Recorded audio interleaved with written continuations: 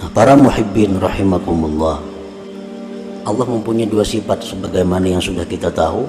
Ada sifat keindahan, ada sifat kebesaran.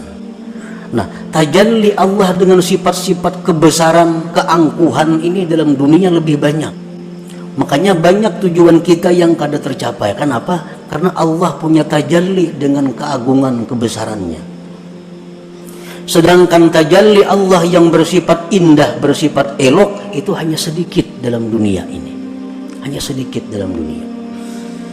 Fal wajibu alaika an ta'rifallaha subhanahu bil jalali wal jamal, maka wajiblah atas engkau bahwa engkau mengenali Allah baik pada waktu jalal atau pada waktu jamal.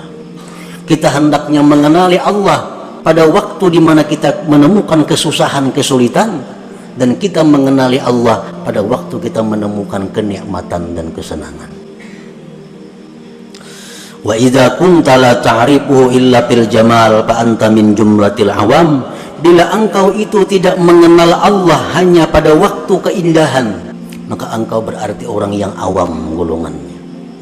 Kita ini hanya ingat lawan Tuhan waktu senang, waktu dapat nikmat, waktu tujuan kita berhasil, apa yang kita cita-citakan tercapai. Di saat itu kita ingat lawan Allah, ma'rifat dengan Allah. Di waktu kita gagal, di waktu kita rugi, di waktu kita sakit, kita lupa kepada Allah. Ini kita berarti orang awam. Kalau ada orang yang tidak ma'rifat kepada Allah baik pada waktu jalal atau waktu jamal, ini lebih dari awam lagi rendahnya. Ada orang yang diberi nikmat oleh Allah lupa kepada Allah, diberi sakit makin lupa lagi, ini di bawah awam lagi kedudukannya. Wal ma'rifatu bil jalal huwa husnul adab ma Allah subhanahu birridha wat taslim li'annahuma minal wahidil qahar. Ma'rifat pada kebesaran keagungan Allah itu adalah baiknya adab bersama dengan Allah dengan ridha dan pasrah kepadanya. Ridha itu ditandakan dengan mengucap alhamdulillah fi kulli hal. Dalam ilmu suluk, ridha ini kedudukan yang sangat tinggi. Mengucap alhamdulillah ala kulli hal. Dapat untung, alhamdulillah. Dapat rugi, alhamdulillah. Sihat, alhamdulillah. Sakit, alhamdulillah. Ini orang yang duduk di makam ridha. Nah, ini orang yang alhamdulillah fi kulli hal ini yang mestinya kita berusaha untuk mencapai kedudukan itu dalam dunia ini. Rasulullah sallallahu alaihi wasallam bersabda, "Idza kana yaumul qiyamah ambatallahu ta'ala li ta'ifatin min ummati ajnihatan fayatirun min kuburihim idzal jinan yasrahuna fiha wa yatana'amuna fiha kaifa sya'u fataqulu lahumul malaika hara'aitumul hisab fayaqulun ma ra'ayna hisaba fataqulu lahum hal juztumus sirat fayaqulun ma ra'ayna sirata fataqulu lahum hara'aitum jahannam fayaqulun ma ra'ayna syai'a." Rasulullah SAW bersabda, manakala kiamat terjadi, Allah memberikan sayap kepada sekelompok umatku, maka terbanglah mereka dengan sayap itu menuju surga. Mereka berlapang-lapang, bersenang-senang di surga itu semau mereka. Jadi begitu kiamat, dibangkit yang dalam kubur, Allah beri dia sayap, dengan itu terbang menuju surga. Sampai di surga bersenang-senang dengan nikmat surga. Ujar malaikat, haraitumul hisab. Ikan masuk surga tadi dihisaplah ada. Punya pendahuluan pada orang. Sunyi lagi surga datangannya sudah. Sudah dihisapkah? Mereka menjawab, kami tidak melihat hisap. Kami tidak melihat rajia kadada.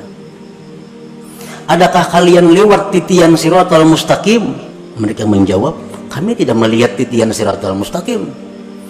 Apakah kalian melihat neraka jahanam? Mereka jawab, kami tidak melihat sesuatu. Fataqulul malaikah min ummati man antum. Kalian ini umat siapa? Jadi malaikat, umat siapa yang kada tahu dihisap, kada tahu di titian, kada tahu di jahanam, tak ada sampai ke surga. Min ummati Muhammad sallallahu alaihi wasallam. Kami ini umat Nabi Muhammad sallallahu alaihi wasallam. Fataquluna syatnallah hadithuna ma kanat a'malukum fid dunya. Jadi malaikat padahkan panglawan kami apa garang amalan ikam dalam dunia sehingga bisa terbang dari kubur langsung ke surga. Orang masih ada yang berjalan hanyar menuju kubur ke padang mahsyar, ada yang dihisab, ada yang macam-macam. Apa amalan kalian dalam dunia? Fayaqulun khaslatani kanata fina fabalagna hadhil manzilah bifadli rahmatillah. Dua perkara yang mana kami sampai kepada ini martabat dengan anugerah Allah. Fataqulu wa ma huwa, apa garang yang dua itu amalan ikam ya malaikat? Kunna idza khalawna nastahi an na'siyah wa narda bil yasir mimma qusima lana ila akhir hadis atau kama qala Rasul sallallahu alaihi wasallam. Hanya dua amalan. Pertama, kami malu maksiat kepada Allah walaupun di tempat yang sunyi yang tidak ada manusia. Malu maksiat kepada Allah walaupun kami di tempat sunyi tidak ada orang. Yang kedua, kami ridha dengan apa yang diberikan Allah. Ridha. Apa yang ditetapkan Allah, apa yang dihukumkan Allah, apa yang diputuskan Allah, kami ridha. Nah ini bab kita, ridha ini. Ridha orang yang selalu senyum batin dan zahirnya pikul liha pada tiap-tiap keadaan. Para muhibbin rahimakumullah, jadi menghadapi sesuatu yang terjadi di dalam dunia yang kita masih hidup di atasnya itu, hendaknya kita bisa ridha tadi dengan sesuatu yang kita temui yang tidak sesuai dengan kehendak kita. Wa in kunta la tablughu maqamar ridha falzami sabra fa inna fi khairan katsira. Nah, jika engkau belum sampai kepada ridha itu, kadang-kala kita ridha lagi.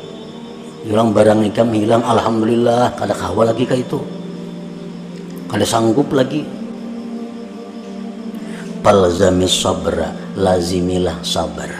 Sabar ni la haula wala quwata illa billah. Jika engkau dapat musibah, la haula wala quwata, lama sebutannya la haula wala quwata illa billah.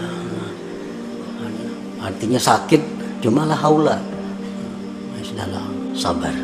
Namun kita kada sanggup ke makam nang ridha tadi, ini kedudukan nang wajib kita duduki mau kada mau. Makam ridha, makam alhamdulillah, makam sabar, makam la haula wala quwata illa billah. Sayyidina Umar bin Khattab berkata bagi seorang laki-laki yang mendapat musibah, in sabarta madha amrullah wa kunta ma'jura wa in jazi'ta qada amrullah wa kunta ma'zura. Ujar Sayyidina Umar kepada orang yang kena musibah, jikalau kamu sabar, itu sudah keputusan Allah, engkau dapat pahala. Jika engkau berkeluh kesah, itu keputusan Allah dan engkau mendapat dosa. Nah, jadi imbah sabar ini dosa lagi gugurnya. Kalau kita kada bisa ridha, sabar ini. Sabar itu artinya biar aja muha kita masam, muha kita merangut. Nah, tetapi kita kadang mengeluhkan kepada orang lain, kita kadang berkeluh kasah kepada orang lain, kita hanya kepada Allah subhanahu wa ta'ala. Ya Allah sakitnya parut, ya Allah sakitnya dada, sakitnya ini. Nah itu sabar. Tapi kadang mengeluhkan penyakit-penyakitnya, penderitaan hidupnya kepada orang lain. Kalau sudah kita menceritakan kesusahan-kesusahan kita kepada orang lain, nah ini sudah keluar daripada batas sabar. Nah,